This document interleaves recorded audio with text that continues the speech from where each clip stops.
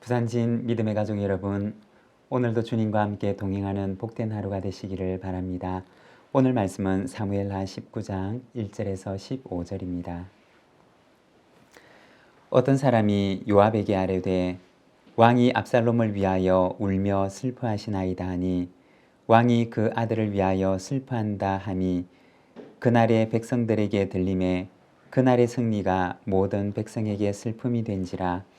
그날의 백성들이 싸움에 쫓겨 부끄러워 도망함같이 가만히 성읍으로 들어가니라.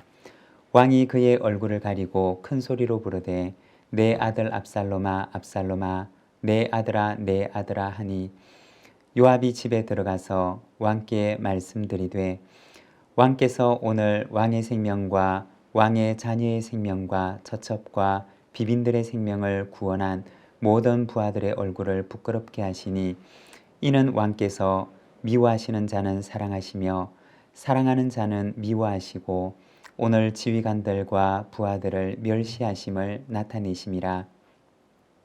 오늘 내가 깨달으니 만일 압살롬이 살고 오늘 우리가 다 죽었다면 왕이 마땅히 여기실 뻔하였나이다.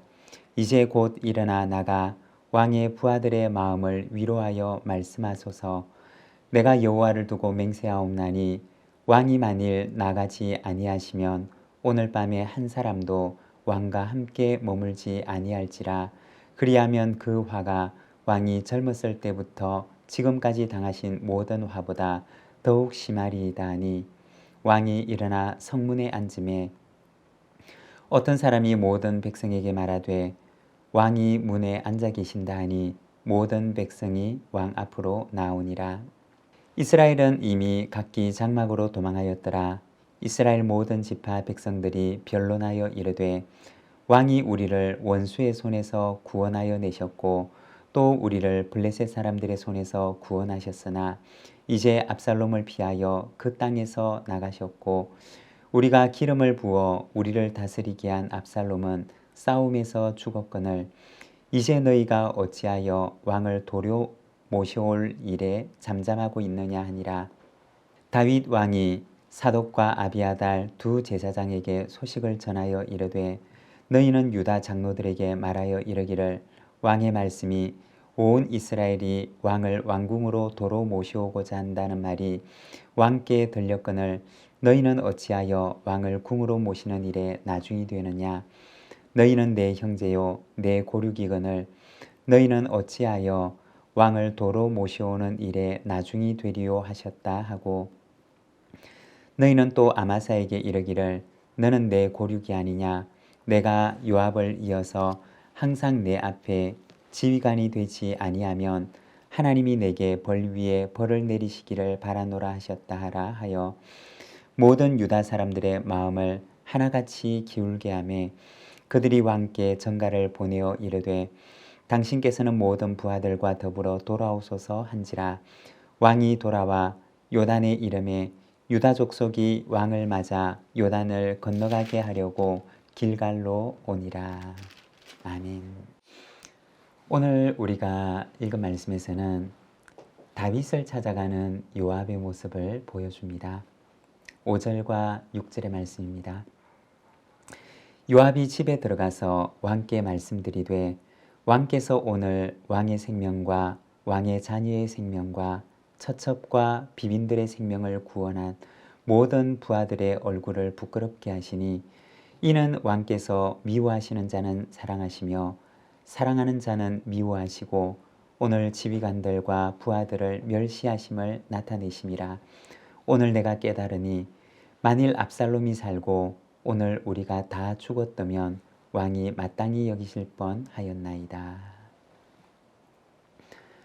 다윗은 압살롬의 죽음의 소식을 듣고서 소리내면서 울고 슬퍼합니다. 그리고 이 이야기를 들은 요압이 다윗을 찾아갑니다. 2절에 보면 왕이 그 아들을 위하여 슬퍼한다함이 그날의 백성들에게 들림에 그날의 승리가 모든 백성에게 슬픔이 된지라. 그 당시 분위기를 보여주는데 다윗이 슬픔에 빠졌다는 소식을 듣고서 압살롬과 전쟁을 마치고 돌아온 부하들의 사기가 많이 저하되었습니다. 왕이 부하들의 마음보다 아들을 잃은 개인적인 슬픔에 빠져서 전쟁을 마치고 돌아온 사람들의 마음을 헤아리고 격려하지를 못했던 것입니다. 그래서 요압이 다윗을 찾아가게 되는데 그는 다윗에게 말하기를 만일 압살롬이 살고 우리가 죽었다면 왕이 그것을 마땅히 여겼겠습니다. 라고 이야기를 합니다. 그리고 한 걸음 더 나아가서 만일 왕이 오늘 백성들 앞에 나가서 격려해 주지 않으면 오늘 밤에 왕과 함께할 사람이 아무도 없을 것입니다. 라고 이야기를 합니다. 만일 그렇게 되면 왕이 젊었을 때부터 지금까지 당했던 어려움들보다도 훨씬 더 큰 어려움을 만나게 될 것입니다. 이것이 다윗을 찾아갔던 요압의 말이었습니다. 한편으로 보게 되면 개인적인 일로 인해서 부하들의 노고를 격려하지 못했던 지도자 다윗으로서의 부족함을 엿볼 수도 있는 말씀입니다. 그러나 또 다른 한편으로는 도를 넘어서서 다윗을 압박하고 있는 요압의 무례함을 보여주는 말씀이기도 합니다. 이 둘 중에 오늘 본문은 사실 요압의 무례함을 더 크게 부각시키고 있습니다. 압살롬을 굳이 해치지 않을 수도 있었지만 그는 압살롬을 죽였고 이로 인해 슬픔에 빠져 있는 다윗을 찾아가서는 그를 위로해 줄 수도 있었지만 그러나 요압은 거의 협박에 가까운 위협을 왕에게 가하고 있었던 것입니다. 다윗이 왕위에 있었지만 그러나 군대를 이끌고 있는 요압의 권세는 다윗도 어찌할 수 없을 만큼 왕을 넘어서고 있었던 것입니다. 9절과 10절의 말씀입니다. 이스라엘 모든 지파 백성들이 변론하여 이르되 왕이 우리를 원수의 손에서 구원하여 내셨고 또 우리를 블레셋 사람들의 손에서 구원하셨으나 이제 압살롬을 피하여 그 땅에서 나가셨고 우리가 기름을 부어 우리를 다스리게 한 압살롬은 싸움에서 죽었거늘 이제 너희가 어찌하여 왕을 도로 모셔 올 일에 잠잠하고 있느냐 하니라. 압살롬이 죽고 난 후에 압살롬 편에 섰던 이스라엘 여러 지파들이 다시 다윗을 왕으로 모셔올 일에 대해서 서로 논의를 하고 있었습니다. 그런데 여기에서 우리가 한 가지 주목해야 될 부분이 등장하는데 10절에 보면 우리가 기름을 부어 우리를 다스리게 한 압살롬이라고 이야기를 합니다. 우리가 기름을 부었던 압살롬이라고 말하고 있는 것입니다. 기름을 붓는다라고 하는 것은 제사장을 세울 때나 왕을 세울 때 그에게 제사장으로서의 직임과 왕으로서의 직임을 위탁하여 맡기는 것을 의미하는 것이었습니다. 그런데 그 맡기는 주체가 누구냐? 하나님이었습니다. 하나님께서 제사장과 왕을 세워서 그들에게 직임을 위탁하셨던 것입니다. 그런데 오늘 말씀에 보면 이스라엘 백성들이 압살롬을 왕으로 삼을 때 어떻게 했느냐?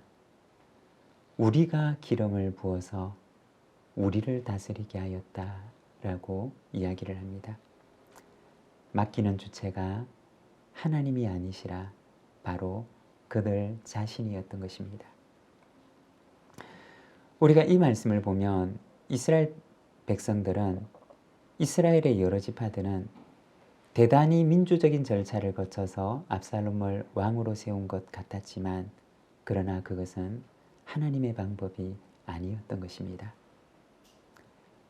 이후로 이어지는 역사를 보게 되면 유다 지파를 제외한 나머지 지파들은 계속해서 이와 같은 방법으로 나아갑니다. 남유다와 북이스라엘이 분리가 되고 북이스라엘은 그들이 좋아하는 왕에게 자신들이 기름을 부어서 왕을 세웠습니다. 그들은 하나님과 상관이 없는 길을 걸어갔던 것입니다. 그러한 길을 걸어갈 이스라엘의 모습을 오늘 말씀은 그림자처럼 보여주고 있는 것입니다. 여러분, 교회는 어떤 곳일까요? 교회는 그리스도께서 머리가 되시고 머리 대신 그리스도를 따라가는 공동체입니다.